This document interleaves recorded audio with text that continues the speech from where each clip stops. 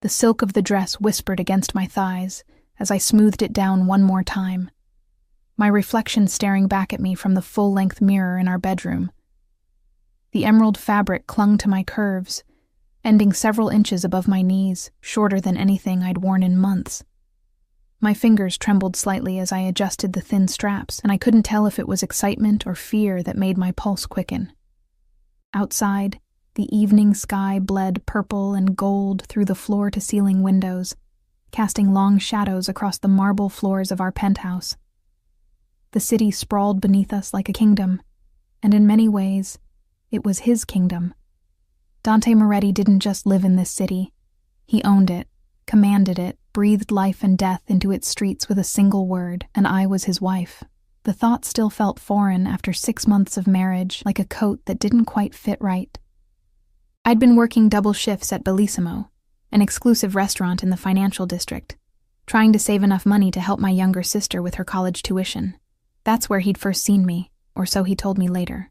I'd been carrying a tray of champagne flutes to a private dining room, exhausted from a 14-hour day, my feet aching in heels I could barely afford. I hadn't noticed the man in the perfectly tailored charcoal suit watching me from the corner table, surrounded by men who moved when he moved, breathed when he breathed. The courtship had been swift, overwhelming, like being caught in a riptide.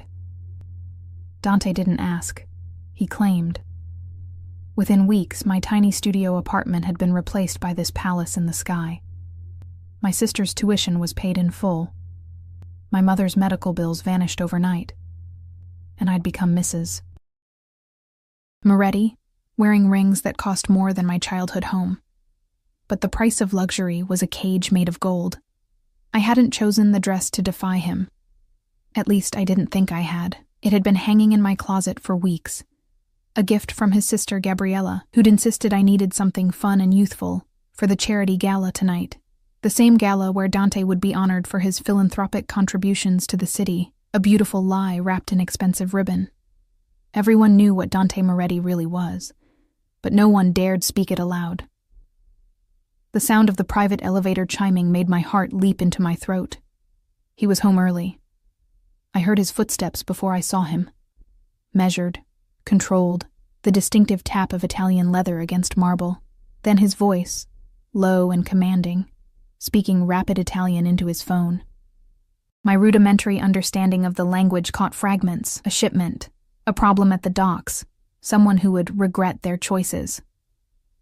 I forced myself to breathe, to appear calm as I clasped a delicate diamond necklace around my throat.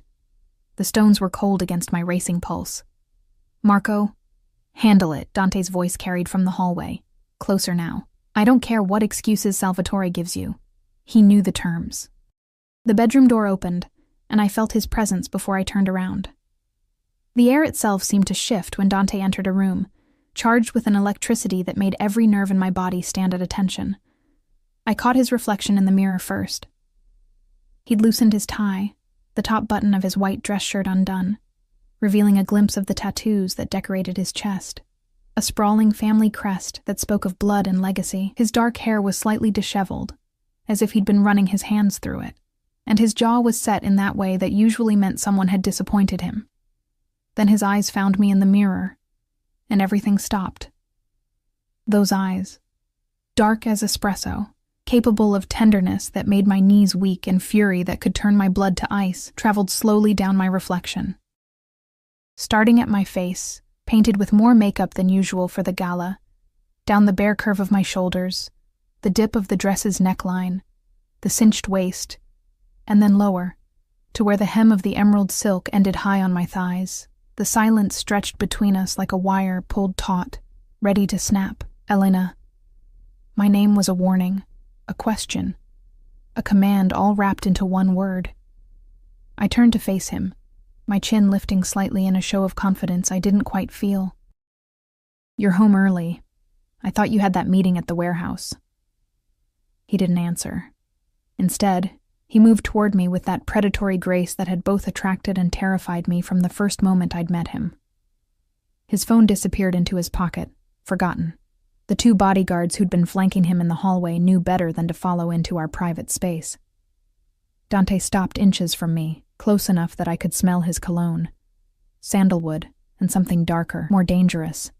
Close enough that I had to tilt my head back to meet his gaze. "Who are you trying to impress?" The question was soft, almost conversational, but I heard the steel beneath the silk. My throat tightened. "No one.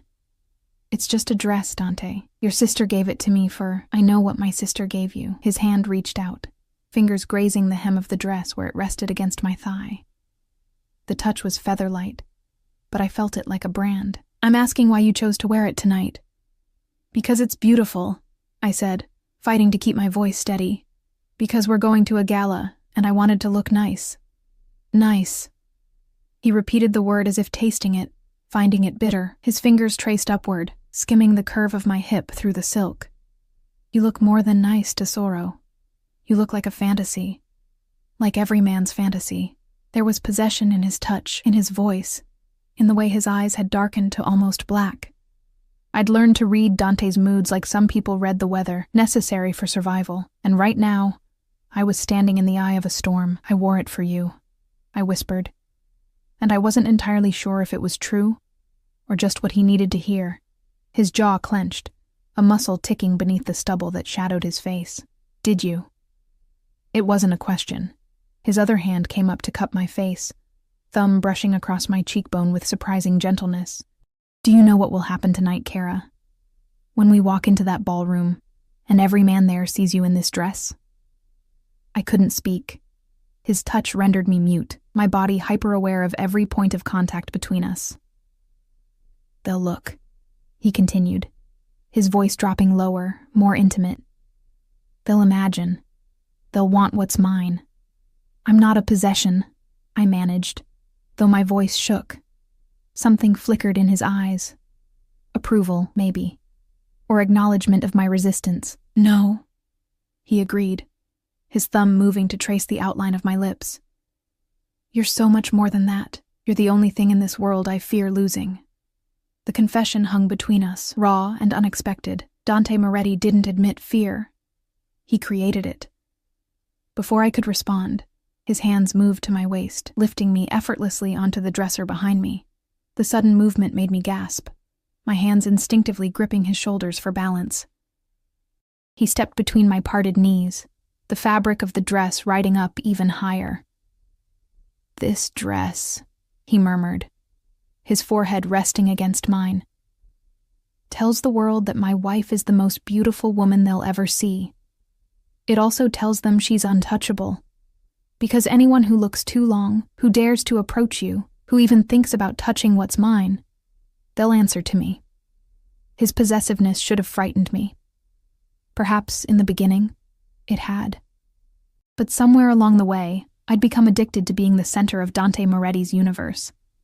To being the one thing the most dangerous man in the city would burn the world down to protect.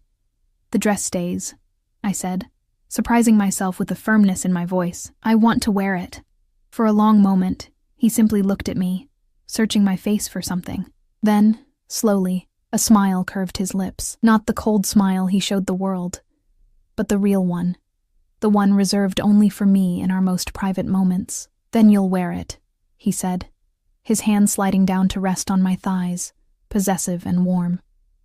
"But you stay at my side all night, every minute. And when men look, and they will look, I want you to remember who you belong to." "I'm not who you belong with," he corrected, reading the protest in my eyes. "You belong with me, Elena, just as I belong with you." He kissed me then, swallowing whatever response I might have given, his lips claiming mine with an intensity that made the world tilt. One hand tangled in my carefully styled hair, the other pressing against the small of my back, pulling me closer until there was no space left between us. When we finally broke apart, both breathless, I noticed something I'd missed before. The tension in his shoulders, the tightness around his eyes. Something had happened, something beyond his irritation with my dress. "What's wrong?" I asked, my fingers moving to loosen his tie completely. "What happened at the meeting?" His expression shuddered slightly, the wall coming back up. "Nothing you need to worry about, Dante." He caught my hand, pressing a kiss to my palm. "A complication. Nothing I can't handle. but I saw the lie in his eyes, felt it in the way he held me just a little too tightly, as if I might disappear. In 6 months of marriage, I'd learned that Dante's world was full of complications, rival families, betrayals, violence that lurked just beneath the surface of his perfectly tailored suits and polite smiles. "We don't have to go tonight," I offered quietly. "If you need to handle, we're going." His tone left no room for argument. "I won't let them think they can disrupt my life. Our life. Them. Always an unnamed them. Shadows that haunted the edges of our existence." He helped me down from the dresser, his hands lingering on my waist a moment longer than necessary. "Finish getting ready.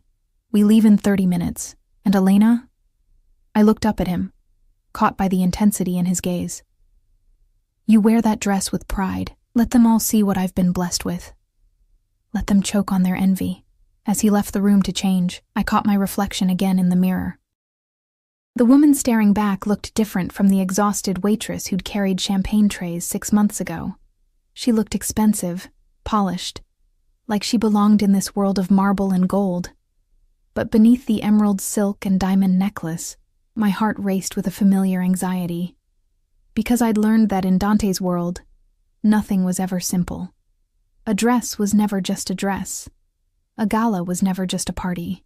And tonight, something in the air felt different, charged with a danger I couldn't name but could feel crawling beneath my skin like an electric current. I smoothed the dress one final time, the silk cool beneath my nervous fingers, and wondered what the cost of looking beautiful would be. The drive to the Grandview Hotel took 20 minutes through streets that glittered with evening rain. I sat beside Dante in the back of his armored Mercedes, watching the city lights blur past the tinted windows. His hand rested on my thigh, a warm weight that anchored me even as my nerves jangled like wind chimes in a storm.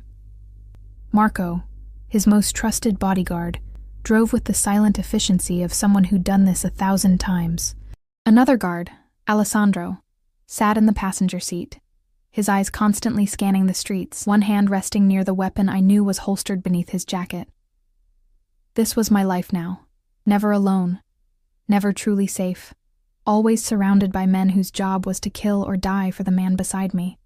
"You're nervous," Dante observed, his thumb tracing small circles on my leg through the silk. "I always am. At these things." I turned from the window to face him. In his tuxedo, he looked devastating, dangerous elegance personified. The bow tie was perfectly knotted, his dark hair swept back, revealing the sharp angles of his face. But it was his eyes that held me, softer now than they'd been in the bedroom, watching me with an attention that made me feel like I was the only person in his universe. "They're vipers," he said quietly. "All of them," smiling to my face while plotting behind my back. "But you—" His hand moved to cut my face. "You keep me human, Elena. You remind me there's more to life than power and blood." The confession caught me off guard. Dante rarely spoke like this, rarely let the mask slip to show the man beneath the monster everyone feared. "Then why do we go?" I asked. "Why play their games?" "Because appearance matters. Because showing weakness in my world is suicide." His jaw tightened. "And because Marco received intelligence this afternoon that Vittorio Castellano will be there tonight." The name meant nothing to me, but I felt Dante's hand tense on my thigh. "Who is he?" A problem I thought I'd handled 3 months ago. His voice had gone cold, clinical. "He runs the Castellano family's operations in the Port District. Drugs, weapons, human trafficking, everything I've worked to push out of my territory." I'd learned not to flinch at these casual mentions of violence and crime. This was Dante's world, and by marrying him, I'd stepped into it with eyes wide open. Or at least, I'd tried to convince myself they were open. And he'll be at a charity gala? The absurdity of it would have made me laugh if Dante's expression hadn't been so grim. He's being honored for his contributions to youth programs. The bitterness in Dante's voice was palpable. Money laundering dressed up in a tuxedo and a tax write-off, but that's not why he's coming. He's coming to send me a message. What message? Dante's eyes met mine, and I saw something in them that made my blood run cold. Not fear, but fury barely leashed, that he's not afraid of me, that he thinks he can operate in my city without consequences. His hand moved back to my thigh, gripping slightly harder than before. That he can look at what's mine. Understanding dawned slowly. Sickeningly, he knows about me. Everyone knows about you, Tesoro. I made sure of that when I put my ring on your finger. He lifted my left hand, pressing a kiss to the massive diamond that caught the passing streetlights. You're not a secret. You're a statement. The Mercedes slowed, and through the windshield, I could see the Grandview Hotel rising before us. A castle of glass and steel, its entrance blazing with lights and surrounded by luxury cars disgorging their wealthy passengers. Photographers lined the red carpet, cameras flashing like lightning strikes. My stomach twisted. Dante, maybe I should have worn something else. No. His voice was firm, final. You wear what makes you feel powerful, what makes you feel beautiful. And if Castellano or anyone else has a problem with it, they'll deal with me. Marco pulled up to the entrance, and immediately, hotel staff rushed forward. Alessandro exited first, his experienced eyes sweeping the area before he opened Dante's door. My husband stepped out with the easy confidence of a man who owned every room he entered, then turned back to offer me his hand. The camera flashes intensified the moment I emerged from the car. The emerald dress caught the light, shimmering like water, and I heard the murmur of voices, the rapid-fire clicks of cameras. Dante's arm wrapped around my waist, pulling me close to his side, his hand splaying possessively across my hip. Smile, Cara, he murmured in my ear. Show them you're not afraid. But I was afraid, not of the cameras or the crowd. I was afraid of the way Dante's body had tensed, the way his eyes constantly scanned the gathering, the way Marco and Alessandro had positioned themselves to create a barrier between us and the rest of the world. We walked the red carpet like royalty, Dante pausing only for the most important photographers, his smile charming and cold in equal measure. My own smile felt frozen on my face, my body hyper-aware of every gaze that lingered too long on the exposed skin of my legs, my shoulders, the curve of my neckline. Inside, the ballroom was a masterpiece of old-world elegance.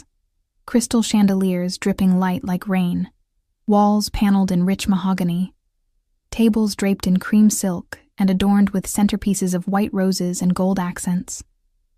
Classical music floated through the air, barely audible above the murmur of hundreds of conversations.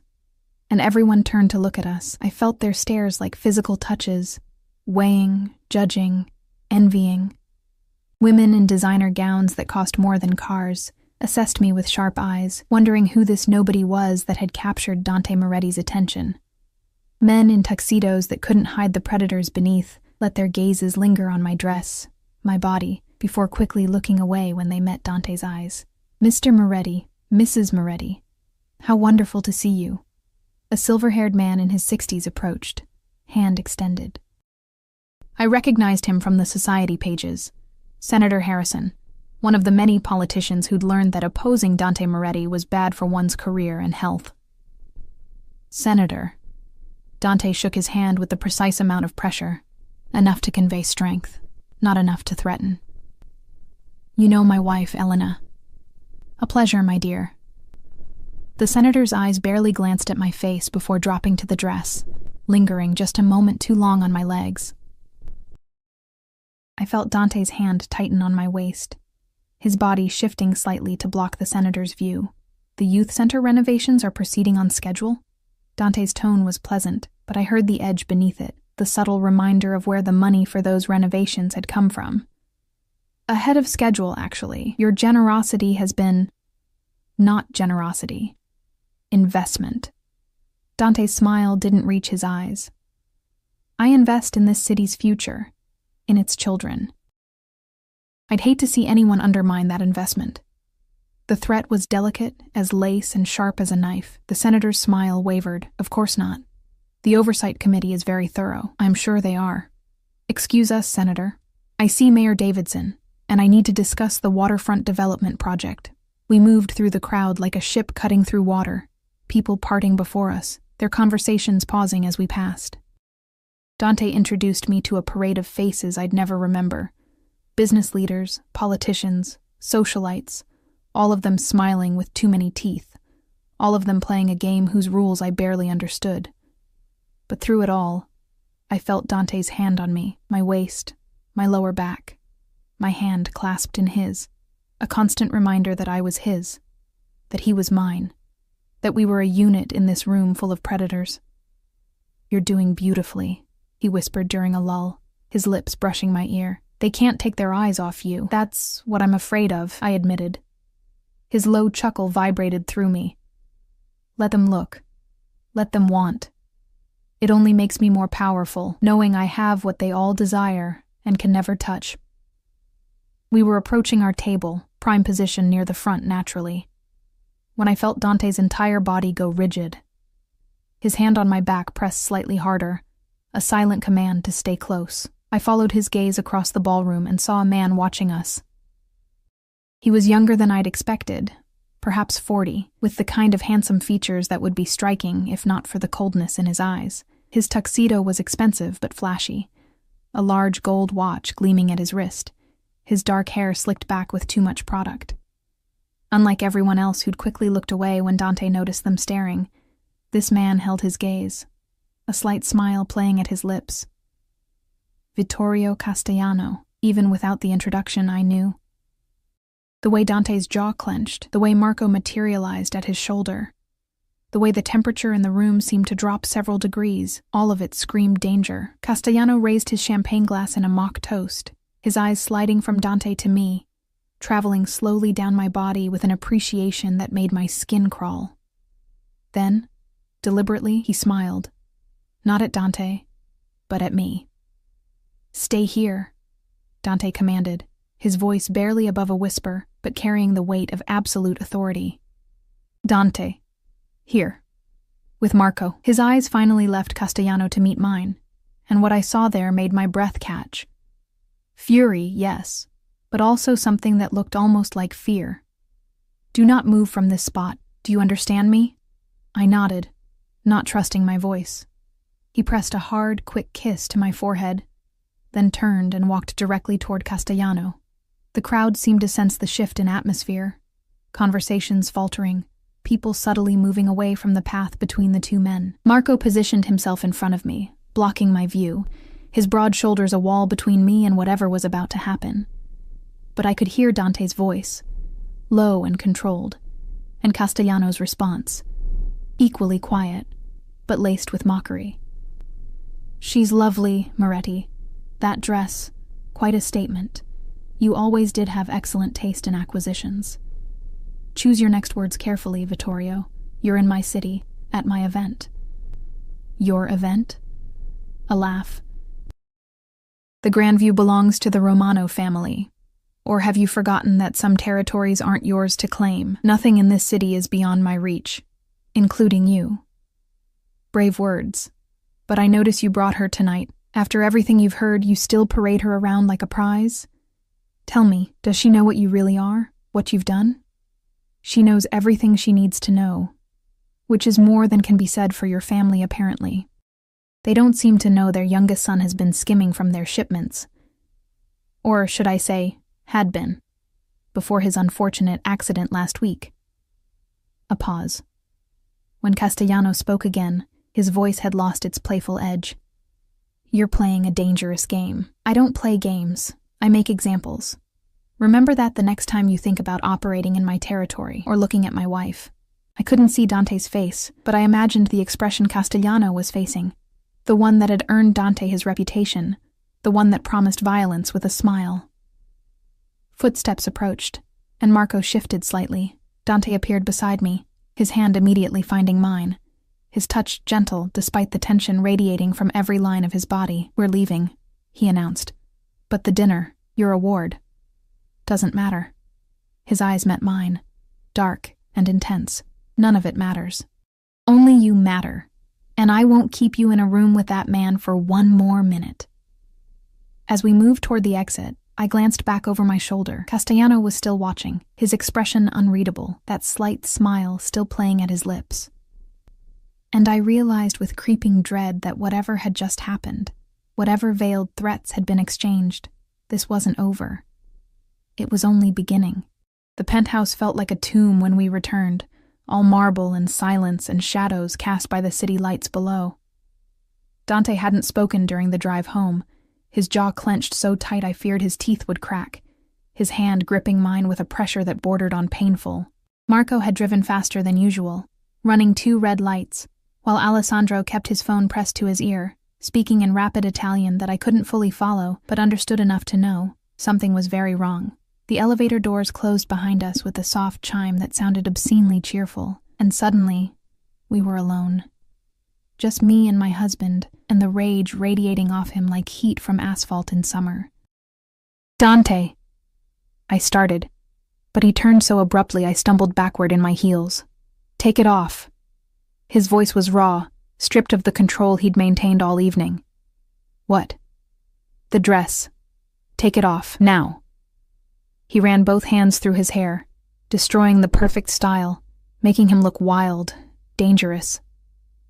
I can't look at you in it anymore. I can't think about how he looked at you. How they all looked at you. My hands trembled as they moved to the zipper at my side. "It's just a dress, Dante. It doesn't mean... It means everything." He crossed the distance between us in 2 strides, his hands covering mine, stopping me from removing it. "Don't you understand? You're not just my wife, Elena. You're my weakness. You're the one thing in this world that can destroy me, and I just put you on display for every enemy I have." His forehead dropped to rest against mine, his breathing ragged.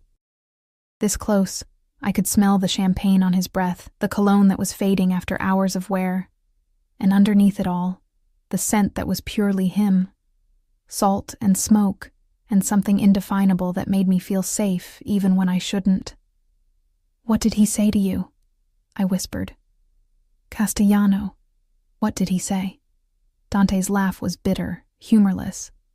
Enough to remind me that protection is an illusion, that no matter how many men I have, how much power I wield, there are always vulnerabilities. His hands moved to cup my face, tilting it up so I had to meet his eyes. He knows about the warehouse attack 3 months ago. He knows about the shipment we lost. He knows things only someone on the inside could know. The implication hung between us, cold and terrible. "You have a traitor. I have a traitor," he confirmed, the words tasting like poison. "Someone close enough to know our operations, our schedules. Someone I trust." His thumbs brushed across my cheekbones with devastating gentleness. "And now they know about you. Really know about you. Where you go. What you do when I'm not there. How to hurt me in the one way that would actually break me." Fear crystallized in my chest, sharp as glass. "What are we going to do?" "You're not going anywhere alone. Not anymore." His voice had shifted back to that commanding tone, the one that brokered no argument. "Marco or Alessandro will be with you every moment I'm not. The penthouse security is being upgraded. New cameras, new codes, new protocols. And you don't leave this building without telling me first." "Dante, that's non-negotiable." His eyes blazed. "I won't lose you, Elena. I won't give them the satisfaction of taking from me what I value most." I wanted to argue, to insist I wasn't a prisoner, that I needed some semblance of freedom. But the fear in his eyes stopped me. Real, raw fear that had nothing to do with business or territory, and everything to do with me. "Okay," I agreed softly. "Okay." Some of the tension left his shoulders. He kissed me then, deeply, desperately, his hands tangling in my hair and destroying what remained of my updo. When we broke apart, both breathless, he rested his forehead against mine again. "I should never have married you," he whispered. "I should have let you go, kept you safe from all of this, but I'm too selfish, too possessive. I saw you that night at Bellissimo, carrying those champagne glasses like they weighed nothing, exhausted but still smiling at customers who didn't even see you, and I knew I'd never be able to walk away." My heart clenched. We'd never talked about that night, about why he'd pursued me with such single-minded intensity. "What made me different?" I asked. "You could have anyone. Models, actresses, women from your world who understand, because you looked at me like I was just a man." His voice cracked slightly. "Not a monster, not a king, not a wallet.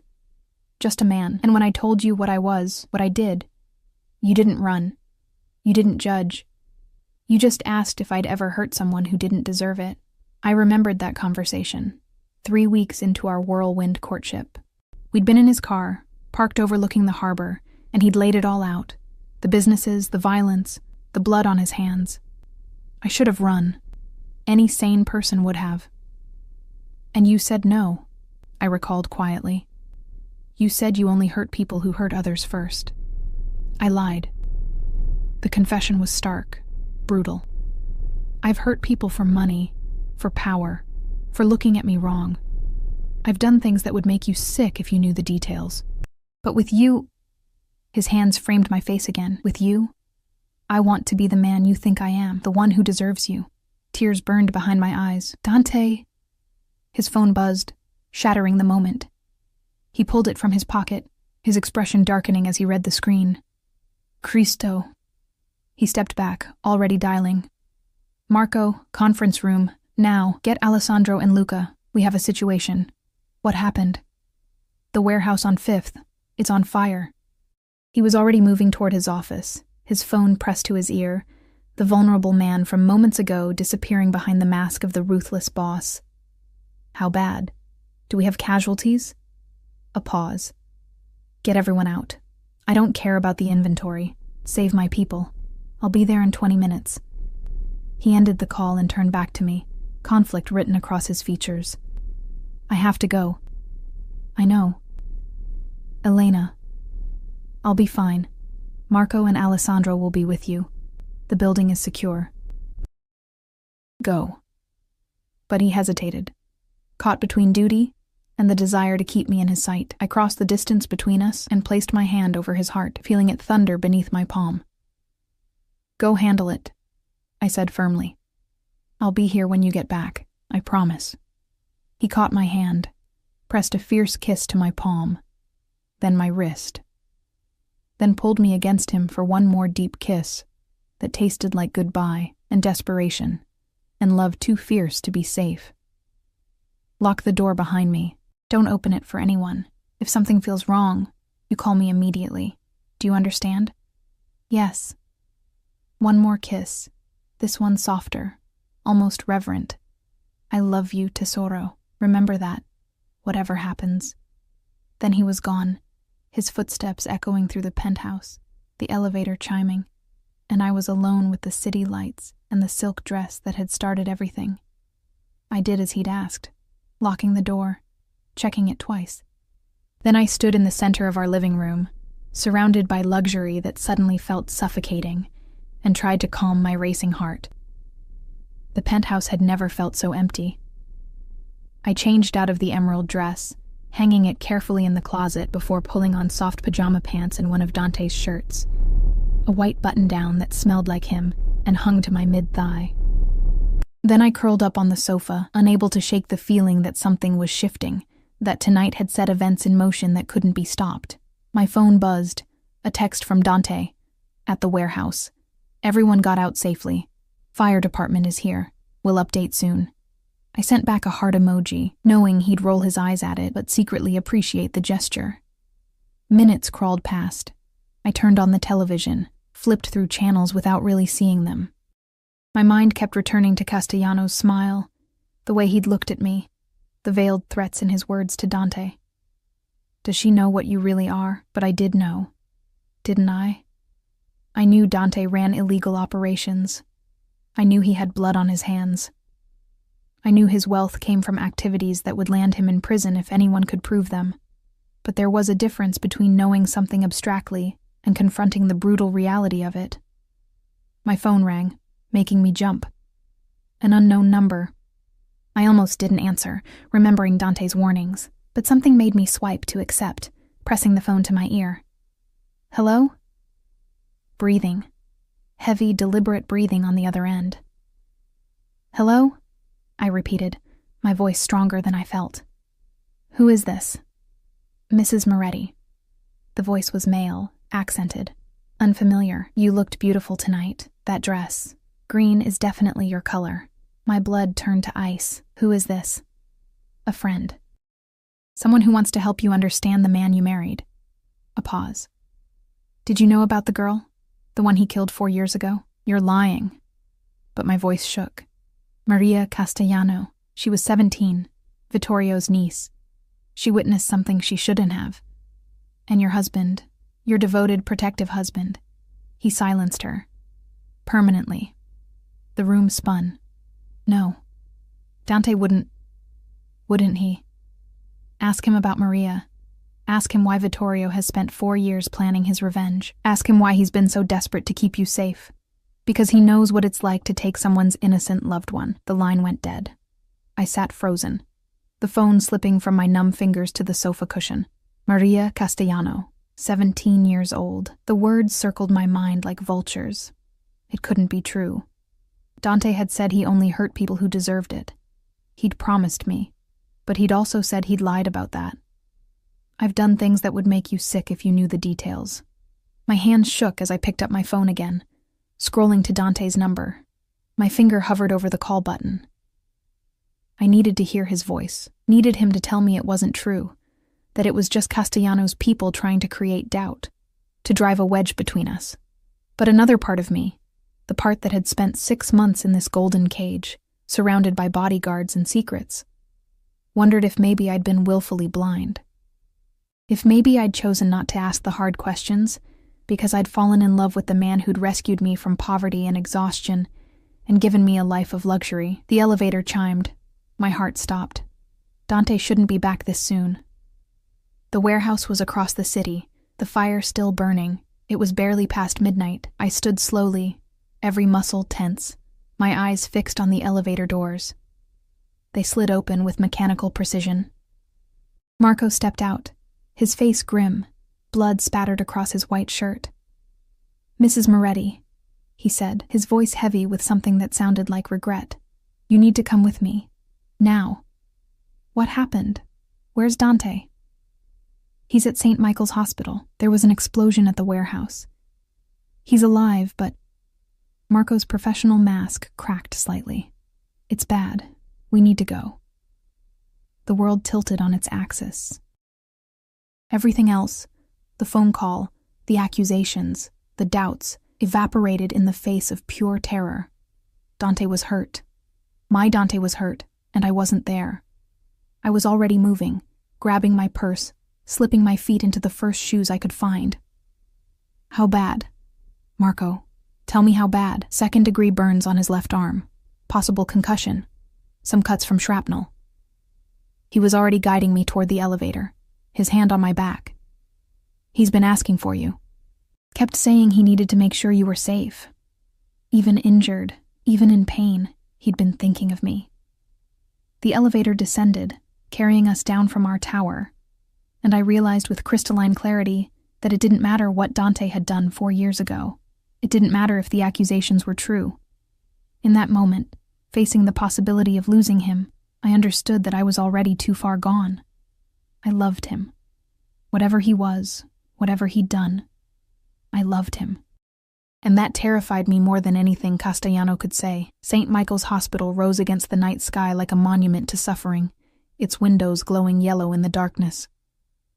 Marco's car screeched to a halt at the emergency entrance, and I was out before he'd fully stopped, my feet hitting the pavement at a run. The automatic doors hissed open, admitting me into a world of fluorescent lights and antiseptic smells that made my stomach turn. A nurse looked up from her station, her expression shifting from professional concern to recognition. She knew who I was, or more accurately, whose wife I was. "Mrs. Moretti, he's in..." "Where?" I interrupted, my voice sharper than intended. "3rd floor, private wing, but the doctor is with him right now." I was already moving toward the elevator. Marco, a solid presence at my back, my heart hammered against my ribs so hard I thought they might crack. Second-degree burns. Concussion.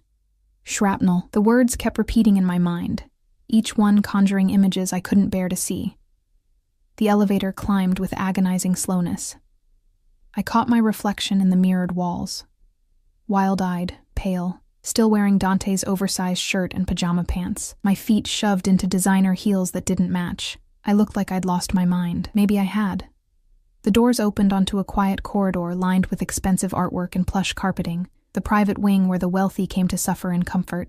Alessandro stood guard outside a door halfway down the hall, his expression grim but relieved when he saw me. "He's stable," he said before I could ask. The doctor's finishing up now. Let me in. Mrs. Moretti, perhaps you should wait until... Let me in. I didn't recognize my own voice, the steel in it that sounded disturbingly like Dante when he gave orders that weren't meant to be questioned.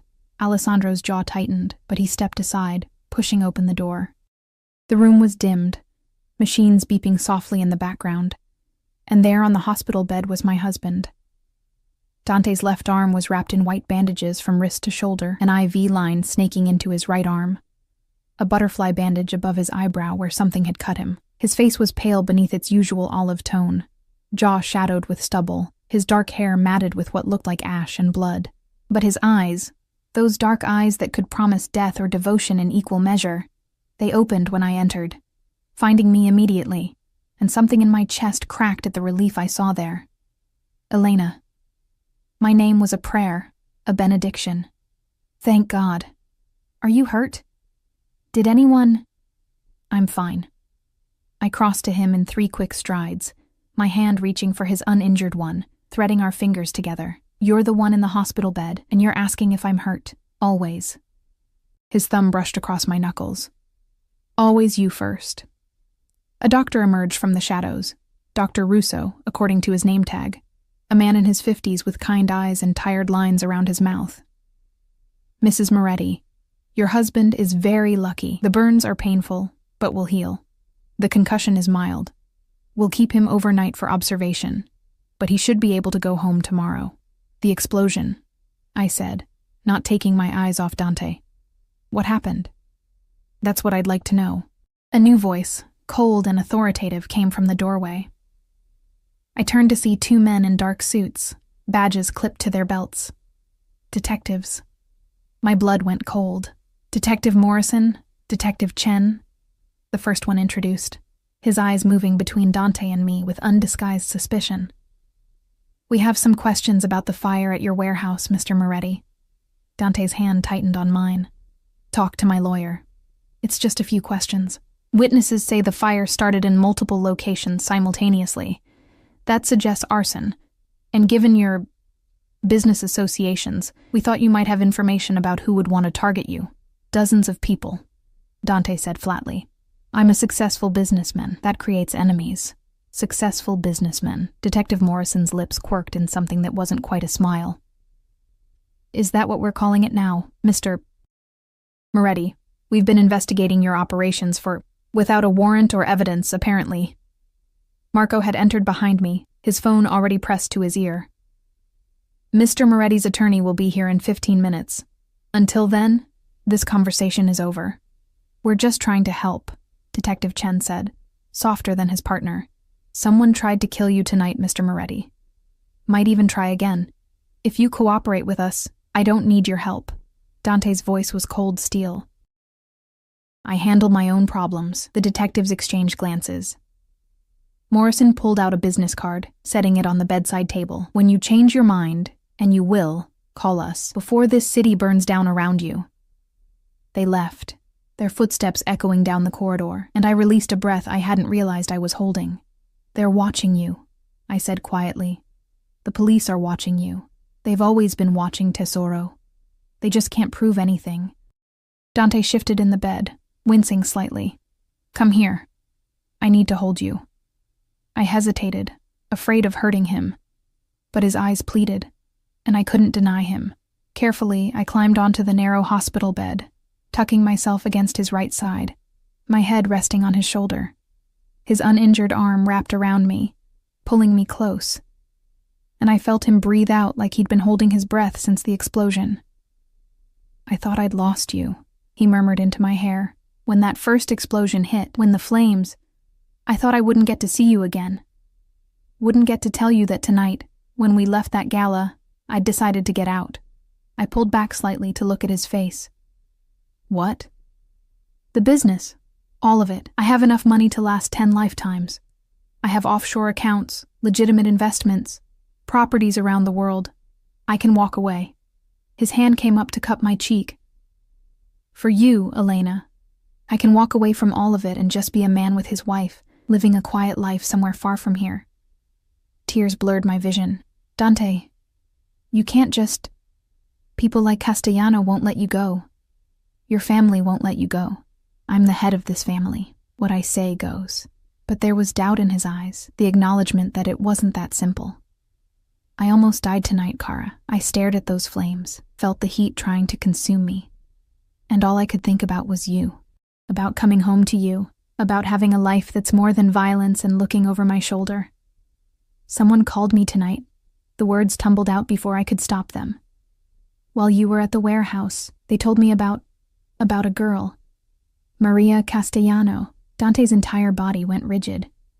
His hand fell from my face, his eyes shuddering in that way that meant walls going up, defenses engaging. What did they tell you? That she was 17, that she saw something she shouldn't have. That you... My voice broke. That you killed her. The silence stretched between us, heavy as a shroud. Dante stared at the ceiling, his jaw working, and I saw the war playing out across his features. The desire to lie, to protect me from the truth, warring with something else. Maybe exhaustion. Maybe the nearness of death, making him too tired to maintain the fiction. Her name was Maria, he finally said, his voice hollow. She was Vittorio's niece, and she did see something. A meeting between me and the Romanos, negotiating territory. She took photos, was going to give them to the FBI. My heart hammered. And I had a choice. Let her expose an alliance that would have started a war that would have killed hundreds, or... He closed his eyes. I didn't pull the trigger myself. I gave the order to have her scared, her phone taken, the photos deleted. That's all. But the men I sent, they got overzealous. There was a struggle. She fell, hit her head. By the time they called me, she was already dead. The room spun. I wanted to pull away, to run, to unsee and unhear everything he'd just confessed. But I remained frozen, pressed against him, feeling his heart beat steady and strong beneath my ear. She was innocent, I whispered. She was collateral damage in a war she didn't understand. His voice cracked. And I have lived with that guilt every single day since. I see her face when I close my eyes. I hear her mother's screams at the funeral. I know what I am, Elena. I know I'm a monster. That's why I want out, because I don't want to become worse. I don't want our children, if we have them, to grow up with a father who has that kind of blood on his hands. Our children. The casual mention of a future I'd barely let myself imagine made something twist in my chest. Vittorio wants revenge, I said. He wants me to suffer the way he suffered. To lose someone I love the way he lost Maria. Dante's arm tightened around me almost painfully. That's why tonight, the explosion wasn't meant to kill me. It was a warning. He's telling me he can reach me, hurt me, take from me whenever he chooses. Then we run. The decision crystallized in my mind with sudden clarity. We leave tonight. We disappear. You have money, resources. We can go somewhere he'll never find us. And live our whole lives looking over our shoulders? Never trusting anyone? Always waiting for the knife in the dark? He turned his head to look at me, his eyes blazing despite his injuries. That's not a life, Tesoro. That's just a different kind of prison. Then what do? We end it. Once and for all. His jaw set with determination. I meet with Vittorio. I offer him what he wants, which is justice. The word hung between us like a death sentence. I turn myself in. I confess to Maria's death. I go to prison, and he gets to watch me suffer behind bars for the rest of my life. In exchange, you go free. You take everything I have, and you live. Really live. Without this world touching you ever again. No. The word exploded from me. I sat up, ignoring his wince as I moved. Absolutely not. I won't let you sacrifice yourself. It's not your choice. The hell it isn't. I'm your wife, Dante. For better or worse, remember? You don't get to make that decision without me. Elena? No, I was crying now. Hot tears streaming down my face. You want to know why I didn't run when you told me what you were? It's not because I'm naive or stupid or blinded by money. It's because I saw who you really are beneath all the violence and fear. I saw the man who pays his employees double and makes sure their kids have scholarships. I saw the man who cried when Mrs. Chen from the flower shop died and paid for her funeral. I saw the man who holds me like I'm precious when the nightmares wake him at 3 a.m. His eyes glistened with unshed tears. You made a terrible mistake, I continued, my voice shaking but firm. A girl died because of choices you made. But sacrificing yourself won't bring her back. It won't heal Vittorio's pain. It'll just create more suffering. Then what? His voice broke. What do I do, Elena? How do I make this right? I took his face in both my hands, forcing him to look at me. We face it together. We find another way. Maybe we can't make peace with Vittorio, but we can get out, disappear, start over, change our names, our faces if we have to. But I'm not losing you to some misguided attempt at redemption. They'll come after us. He won't stop. Then we stay ahead of them. You're Dante Moretti. You've outsmarted every enemy you've ever had. You'll outsmart him too. We'll outsmart him. Together. Something shifted in his expression. Hope warring with despair. Love tangled with fear. You'd really run with me? Give up everything for a life on the move? I'd give up everything for you. The truth of it rang through me like a bell. You're not my prison, Dante. You're my freedom. Before you, I was drowning in poverty and exhaustion and invisibility. You saw me when no one else did. You made me feel alive. So yes, I'll run with you to the ends of the earth if that's what it takes. He pulled me down into a kiss that tasted like tears and medicine, and promises we might not be able to keep. When we broke apart, both breathless, he rested his forehead against mine. Tomorrow, he whispered. We make plans tomorrow. Tonight, just stay with me. Let me hold you and pretend the world outside this room doesn't exist. Tomorrow, I agreed. I settled back against him, careful of his injuries, and listened to the steady beep of the monitors, the distant sounds of the hospital, the rhythm of his breathing gradually slowing as exhaustion claimed him. But sleep eluded me. My mind raced with possibilities, with fears, with the weight of the decision we'd made. We were going to run. We were going to leave everything behind and disappear into whatever life we could build from the ashes of this one. And somewhere in the city, Vittorio Castellano was planning his next move, his revenge for a girl who died 4 years ago, and I couldn't shake the feeling that tomorrow might come too late. Morning arrived with weak sunlight filtering through the hospital window, painting everything in shades of gray and gold. I dozed fitfully through the night, waking every time Dante shifted or the monitors beeped, my body refusing to fully surrender to sleep while he lay injured beside me. Doctor. Russo arrived at 7, checking Dante's vitals with efficient movements, and pronounced him well enough to leave. Change the bandages twice daily. Keep the wounds clean. And for God's sake, take it easy for at least a week, he instructed, though we all knew Dante would ignore the last part. By 8, we were in the car. A different vehicle than last night. One I didn't recognize, with bulletproof glass, and a driver I'd never seen before. Marco sat in the passenger seat, his phone pressed to his ear, speaking in rapid-fire Italian about security protocols and personnel rotations. Dante sat beside me in the back, his bandaged arm resting carefully in his lap, his good hand clasped tightly around mine. He'd been quiet since waking, his eyes constantly scanning the streets we passed, that heightened awareness that came from years of looking over his shoulder. "Where are we going?" I asked when I realized we weren't heading toward the penthouse. "Somewhere safe. Somewhere no one knows about." His thumb traced circles on my palm, a nervous gesture I'd never seen from him before. "I need to make arrangements, gather what we'll need before we disappear."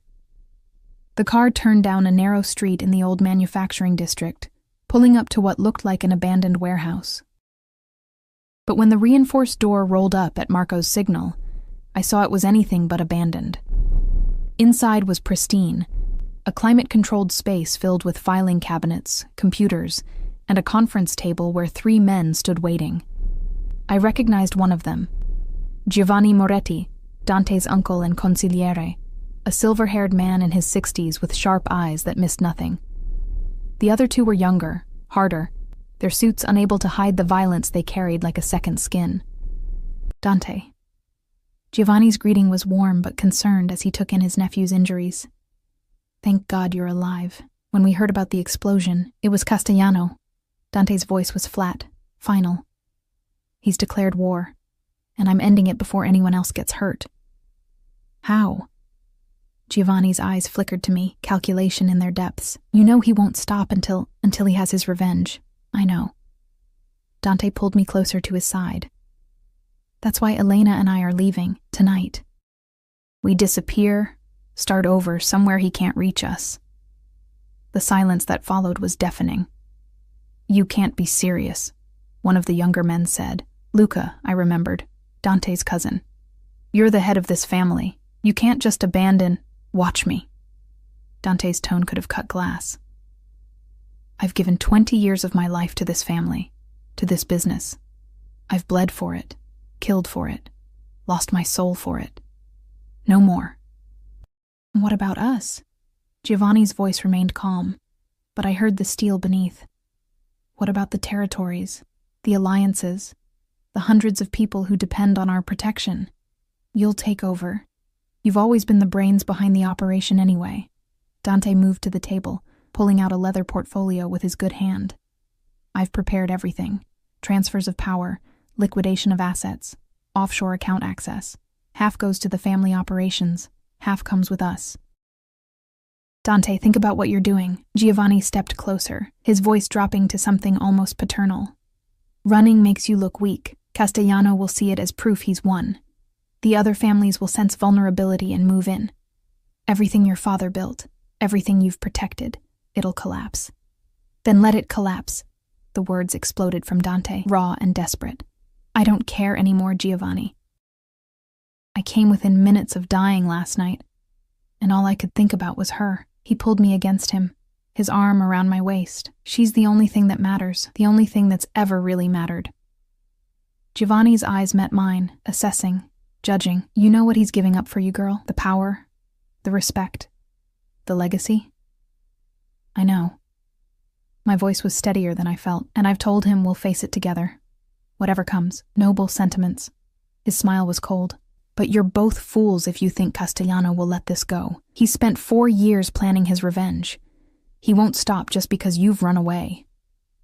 Then what do you suggest? I challenged, surprising myself with the edge in my voice. That Dante turn himself in? Sacrifice himself for a mistake made years ago? I suggest we eliminate the threat. Giovanni's words hung in the air like a death sentence. Castellano wants war? We give him war. We hit him so hard, so completely, that there's nothing left of his operation to threaten us. No. Dante's refusal was immediate. That starts a cascade. The other families get involved. Innocent people get caught in the crossfire. The police crack down on everyone. I won't be responsible for that bloodbath. Then you're signing your own death warrant. Giovanni's expression was almost pitying. There's no neutral ground here, nephew. You either fight or you die. Running just postpones the inevitable. The room fell silent except for the hum of computers and the distant sound of traffic outside. I felt the weight of the decision pressing down on us, suffocating in its complexity. Giovanni was right. Running solved nothing, but fighting meant more death, more violence, more innocent lives destroyed like Maria Castellanos. My mind raced, turning over the problem from every angle, and suddenly, impossibly, I saw a third option. What if we give him what he really wants? I said quietly. Every eye in the room turned to me. Elena, Dante started, but I squeezed his hand, silencing him. Not you, I said. Not your life or your confession. What Vittorio Castellano really wants is acknowledgement, justice for his niece, proof that her death mattered. We're not admitting to murder, Luca said flatly. We don't have to. My heart hammered as the plan formed. What if instead of running or fighting, we meet with him? Dante and I, face to face, no weapons, neutral ground. We acknowledge what happened to Maria. We offer genuine remorse and restitution. Not blood money, but something meaningful. A foundation in her name, scholarships for girls in her neighborhood, something that honors her memory and helps others. He'll kill us both on sight, Marco said from the doorway. Maybe. I looked at Dante.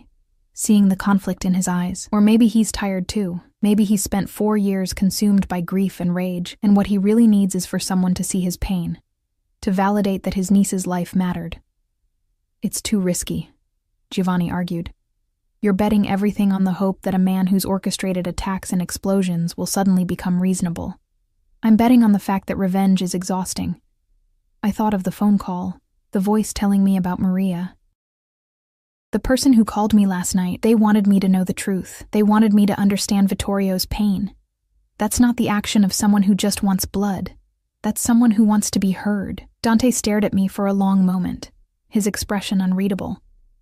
Then slowly, he turned to Giovanni. Set up the meeting. Neutral location. Public enough that he can't risk open violence. Tell him I want to talk about Maria. Dante, this is insane. Do it. There was finality in his voice, the tone that had commanded respect and fear for 2 decades. And if he refuses, if he shows up planning to kill us, then we run, we disappear, and the family is yours to lead. But I have to try this first. I have to know if there's a way forward that doesn't involve more death. Giovanni studied his nephew for a long moment, then sighed deeply. You've changed. She's changed you. Yes, Dante agreed simply. She has. 3 hours later, we stood in the sculpture garden of the Museum of Modern Art, surrounded by twisted metal and abstract stone, tourists drifting past like ghosts. It was public enough to be safe, private enough to talk. Dante had insisted I stay in the car, but I'd refused, and eventually, he'd stopped arguing. Marco and Alessandro flanked us at a distance, their eyes constantly scanning. Across the garden, I saw Vittorio Castellano approaching with his own guards, his expression unreadable behind designer sunglasses. He was younger than I'd expected up close, mid-40s, with the kind of Mediterranean handsomeness that would have been attractive if not for the hardness around his mouth, the way his hands stayed loose at his sides like he was ready to reach for a weapon. He stopped 10 feet away, his eyes moving from Dante to me and back. You're either very brave or very stupid, Moretti. Probably both. Dante's voice was steady despite the bandages visible beneath his jacket sleeve. Thank you for agreeing to meet. I almost didn't. Vittorio's gaze fixed on me, but I was curious why you'd bring your pretty wife to what could easily become a crime scene. Because she's the one who insisted on this meeting, Dante said. And because what I have to say requires a witness. Vittorio's eyebrow arched. I'm listening. Dante took a breath, and I felt him steady himself, preparing to say words that would cost him pride but might save our lives. 4 years ago, my men killed your niece, Maria Castellano. She was 17 years old, and she died because I gave an order without thinking through all the consequences. I've told myself it was business, that she was a threat to operations that supported hundreds of families, but the truth is simpler and uglier. A girl died because I valued my empire more than her life. The garden seemed to hold its breath. Tourists moved past us, oblivious to the drama unfolding between the sculptures. That's supposed to fix it? Vittorio's voice was raw. An apology? 4 years later? No. Dante's hand found mine, gripping tightly. Nothing fixes it. Nothing brings her back. But I want you to know that I see her. I remember her, and I'm sorry. Truly. Deeply sorry for the pain I've caused you and your family. Sorry doesn't rebuild a life. But Vittorio's voice had lost some of its edge, grief bleeding through the anger. She was going to be a doctor. She wanted to help people. And she's gone because she was in the wrong place at the wrong time. I know. Dante's voice broke. I have her picture on my desk. I look at it every day to remind myself what my choices cost. It's not penance. Nothing could be. But it's acknowledgement that she mattered. That her life had value beyond my business. Vittorio removed his sunglasses, and I saw his eyes were red-rimmed, exhausted. Why now? Why this meeting? Because I almost died last night, and I realized I don't want to live like this anymore. The violence, the revenge, the endless cycle of blood, I'm done. My wife and I are leaving this life. But before we go, I wanted to offer you something more than apologies. What could you possibly offer me? A foundation in Maria's name, I said, speaking for the first time. Vittorio's attention snapped to me. Full funding for scholarships for girls in her neighborhood who want to pursue medicine. A community center with her name on it, offering resources for families. Something that keeps her memory alive and helps others the way she wanted to help people. Blood money. Vittorio spat. Yes, I agreed, but blood money that could do genuine good. That could mean other girls get the chance Maria never had. It doesn't erase what happened, but it honors who she was. Silence stretched between us. A child's laugh echoed from somewhere nearby, obscenely cheerful against the gravity of our conversation. And if I refuse? Vittorio asked quietly. If I say the only justice is watching you die the way she died? Then you kill us, and the cycle continues. Dante's voice was steady. You get your revenge. But Maria stays a tragedy, a footnote in gang violence. The foundation never gets built. The girls in her neighborhood never get those scholarships. And eventually, someone comes after you for killing me, and more people die, and it never ends. Or, I added softly, you let us walk away. You take the foundation, build something meaningful in your niece's memory, and you get to be the uncle who honored her by creating something good from something terrible. Vittorio stared at us for what felt like an eternity. Then, slowly, he reached into his jacket. Marco and Alessandro tensed, hands moving toward their weapons. But Vittorio pulled out only a photograph, worn at the edges from handling. This is Maria, he said, holding it so we could see. A teenage girl with dark curls and a bright smile, wearing a graduation gown. This was taken 3 months before she died. She'd just finished high school early, was about to start pre-med. My throat tightened. She looked so young, so full of life. I've spent 4 years thinking about how to make you suffer, Vittorio continued, his voice thick. I've planned, schemed, burned your warehouse, tried to blow you up, and none of it has made me feel better. None of it has brought her back or filled the hole her death left in our family. He carefully tucked the photo back into his jacket, over his heart. My sister, Maria's mother. She didn't even come to my birthday last month, because looking at me reminds her that I failed to protect her daughter. She's lost a child and a brother because I've been too consumed by revenge to be there for her grief. Then be there now, Dante said quietly. Take what I'm offering. Build something that would make Maria proud. Let her death mean something more than just another casualty in a gang war. Vittorio's jaw worked, emotions playing across his face. Rage, grief, exhaustion, and finally, something that might have been resignation. How much? $5 million to start the foundation.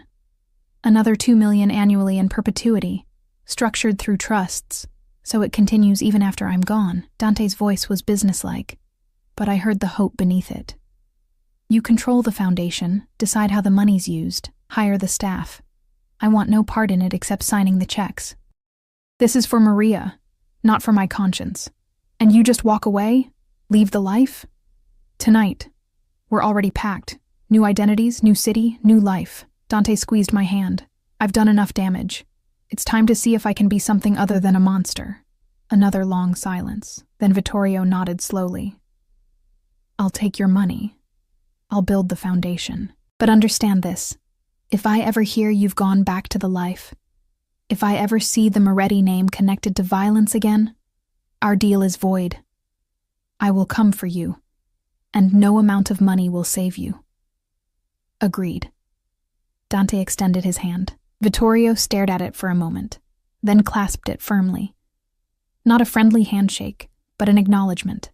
A peace treaty written in pain and money, and the memory of a girl who deserved better.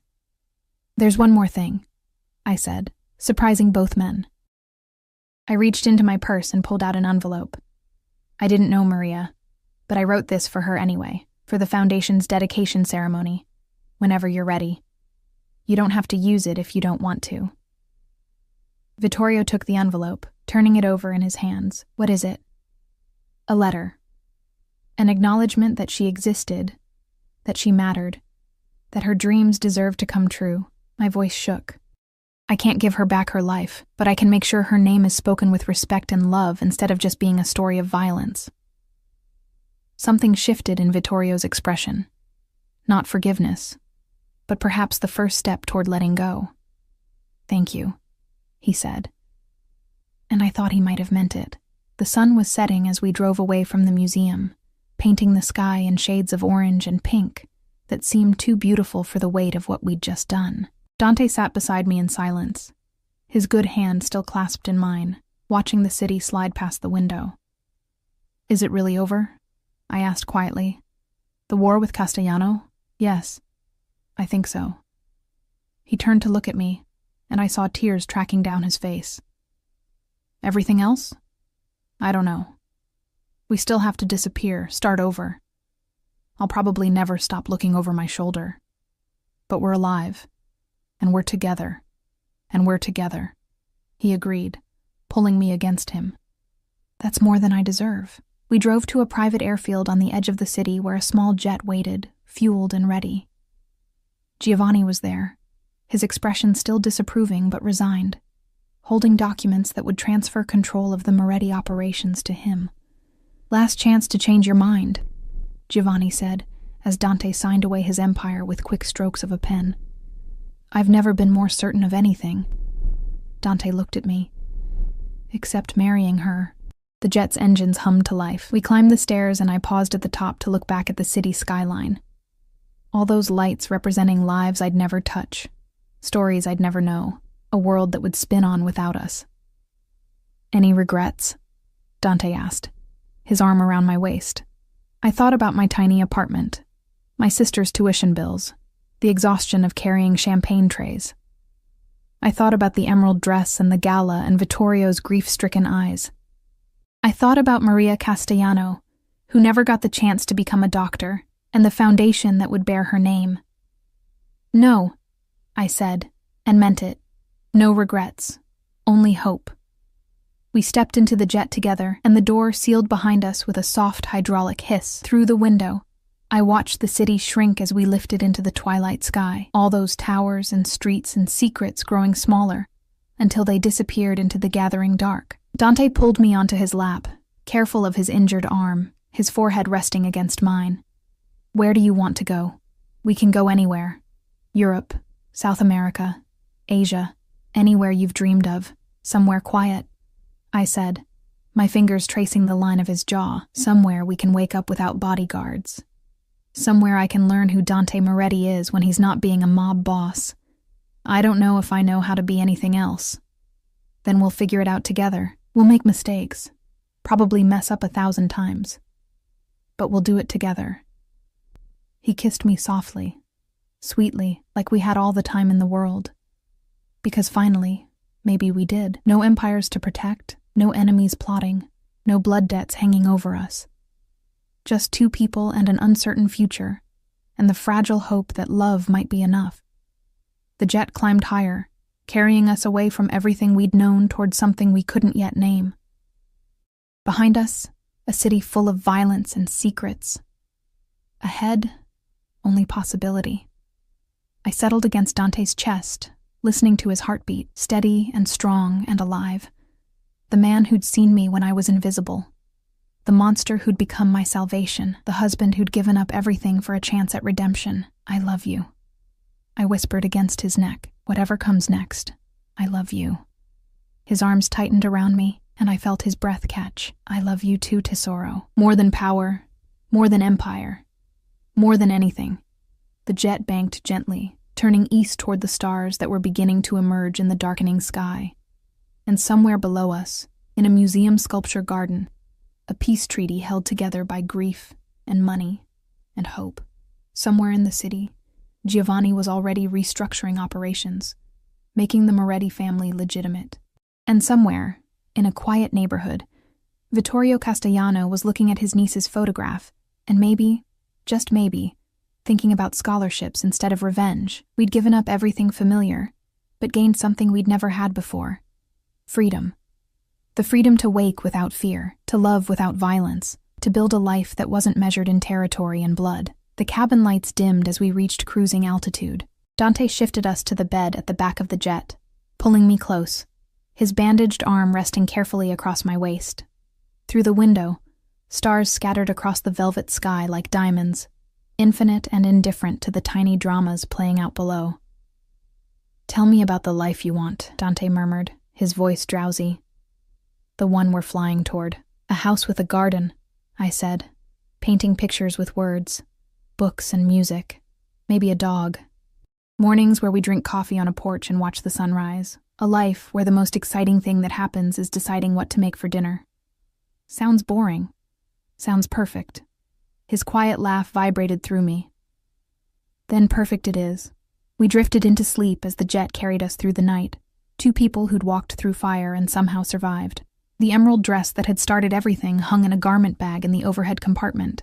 A reminder of who we'd been, a relic of a life we were leaving behind. Tomorrow we'd land in Barcelona, where new identities and a villa overlooking the Mediterranean waited. Tomorrow we'd begin the hard work of building a life from scratch, learning to be ordinary people instead of king and queen of an underworld empire. But tonight, 30,000 feet above the Atlantic, wrapped in each other's arms, we were simply Dante and Elena, two souls who'd found each other in the darkness and chosen light. The future remained unwritten, uncertain, full of challenges we couldn't yet imagine, but we'd face it together, and that was enough. That was everything.